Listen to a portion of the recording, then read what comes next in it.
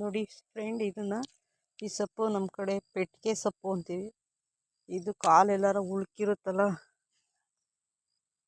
ಕಾಲು ಎಲ್ಲಾರ ಕೈ ಉಳ್ಕಿರುತ್ತಲ್ಲ ಬೆನ್ನು, ಅದಕ್ಕೆ ಈ ಥರ ಮಸ್ತ್ಬಿಟ್ಟು ಚೆನ್ನಾಗಿ ಈ ಥರ ಆ ಉಳುಕು ಎಲ್ಲಿರುತ್ತೆ ಅಲ್ಲಿಗೆ ಹಿಂಗೆ ತಿಕ್ಕಬೇಕು ಮೇಲಿಂದ ಕೆಳಗಡೆ. ಒಂದು ಸಲ ಇದರಲ್ಲೇನು ಜಾಸ್ತಿ ನೀರು ಬರಲ್ಲ, ಇಸ್ಕಿದ್ರೆ ಅದು ತಿಕ್ಕಿದ್ರೆ ಉಳ್ಕೋಗುತ್ತೆ. ಅದನ್ನ ಹೇಗೆ ತಿಕ್ಬೇಕಪ್ಪ, ಬೆಳಿಗ್ಗೆ ಹೊತ್ತೇ ತಿಕ್ಕಬೇಕು.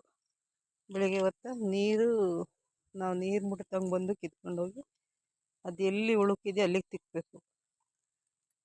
ಉಳುಕು ಹೋಗುತ್ತೆ. ನನಗೆ ಒಂದು ವಿಡಿಯೋ ಹಾಕಿದ್ದೀನಲ್ಲ ಉಳುಕು, ಅಮ್ಮಂತ ತಿಕ್ಕಿಸ್ಕೊಂಬಂದ್ರೂ ನೋವು ಕಮ್ಮಿ ಆಗಿರಲಿಲ್ಲ. ಈ ಸೊಪ್ಪ ಒಂದು 3 ದಿವಸ ತಿಕ್ಕೊಂಡೆ, ಹಿಂಗೆ ವಾಕ್ ಬರ್ತೀನಲ್ಲ ಅವಾಗ ತಿಕ್ಕೊಂಡೆ, ಹೋಯ್ತು ಫ್ರೆಂಡ್ ನನಗೆ.